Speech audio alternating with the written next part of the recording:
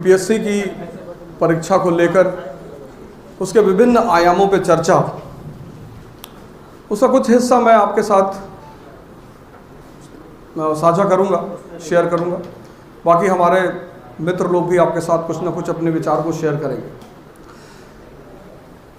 आज से 20 साल पहले जब हम यहाँ आए थे तैयारी करने के लिए, 25 साल, तब की परिस्थितियाँ बिल्कुल भिन्न थी और आज की परिस्थितियाँ एकदम भिन्न हैं।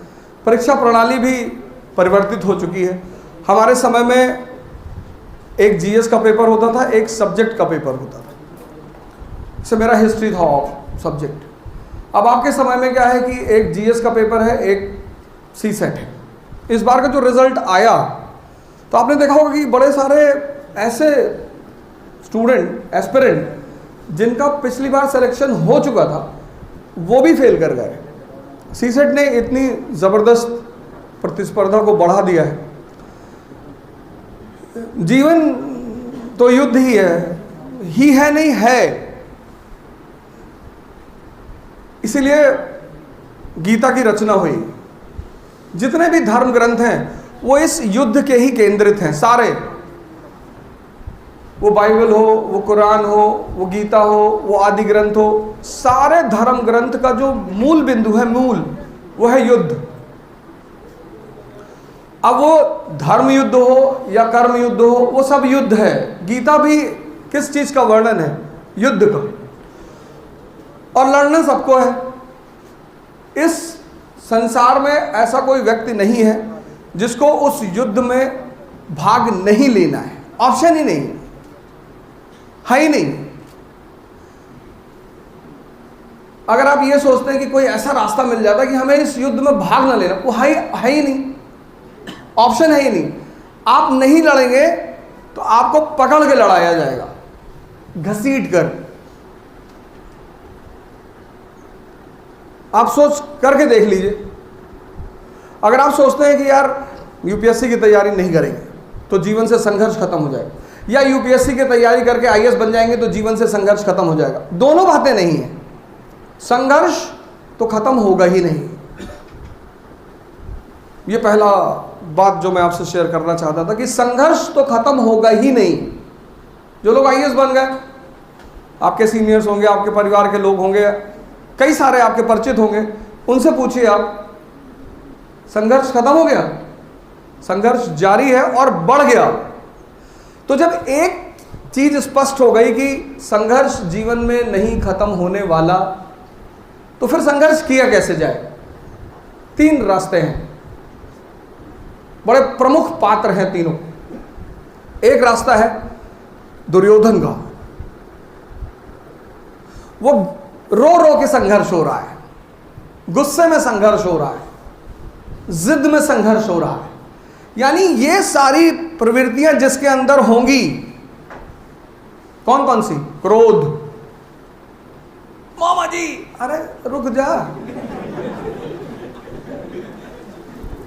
इतना बात बात पे क्यों भड़क जाता है? क्रोध। हमारा जो देश है, उस देश की सबसे महान बात यह है कि हमने दर्शन को कहानियों में परिवर्तित कर दिया। इस देश की सबसे बड़ी विशेषता, जितना भी दर्शन था हमने सबको कहानी बना दिया। बाद में क्या हुआ? हम भटके कैसे? बाद में क्या हुआ? हमने उन कहानियों को पकड़ लिया, जो दर्शन का उद्देश्य था वो भूल गए। और यही इस देश के लोगों की, इस देश का कभी पतन नहीं हुआ और ना कभी होगा। लेकिन इस देश के लोगों का जो पतन हुआ, जो संकट आया, जो आज संघर्ष चल रहा है, जो तनाव चल रहा है, उसकी वजह यह थी कि जो मूल चीज थी, वो हमने खो दिया। जैसे आज आप बहुत सारे लोग अपनी कुंडली दिखाते होंगे, हाथ दिखाते होंगे, और अगर पुरोहित ने देख के कहा कि जीवन में संघर्ष बहुत है, अरे उपाय बताइए। उपाय तो है, थोड़ा सा महंगा है लेकिन ठीक है। सर योगी जी 5 साल सीएम रहे, फिर संघर्ष कर रहे हैं। अगले 5 साल के लिए।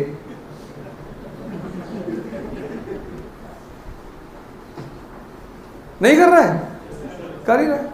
तो पहली चीज आज आपको डायरी में ये लिखनी है कि संघर्ष मतलब जीवन। युवा है ना, तो संघर्ष मतलब जीवन। विचलित होना ही नहीं, लेकिन दुर्योधन की तरह नहीं करना है। क्रोध नहीं करना है, विचलित नहीं होना है। यह संघर्ष ही तो चल रहा है। सुदामा संघर्ष कर रहे हैं, संघर्ष कर रहे हैं, और इतना कर रहे हैं कि घर नहीं बना पाए हैं, खाने को नहीं है, लेकिन उनके जीवन में एक महत्वपूर्ण पहलू है उनका मित्र कृष्ण। तीसरा व्यक्ति जो महाभारत में है वो स्वयं साक्षात कृष्ण। भगवान इसीलिए कहे गए कि हर परिस्थिति में जो उस व्यक्ति की मनोदशा है, स्थिति प्रज्ञ, एनसीईआरटी पढ़ना है पढ़ लेंगे।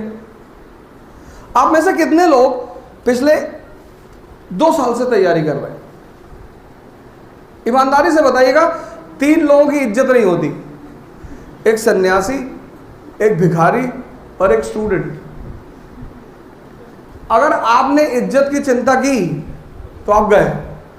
अब भिखारी सोच ले कि मेरा इज्जत है तो हाथ कैसे फैलाएगा? स्टूडेंट सोच ले कि मेरी इज्जत है तो सवाल कैसे करेगा?